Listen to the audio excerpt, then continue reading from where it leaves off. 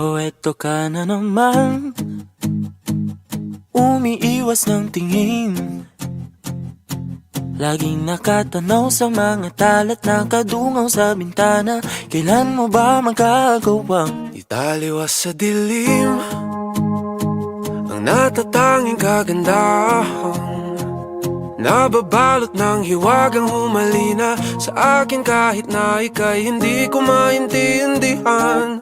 nais masilayan ang iyong mga matang puno ng lihim at ng kislan? Mananatili na nga lang bang isang estranghero pagbibigyan ng puso ko?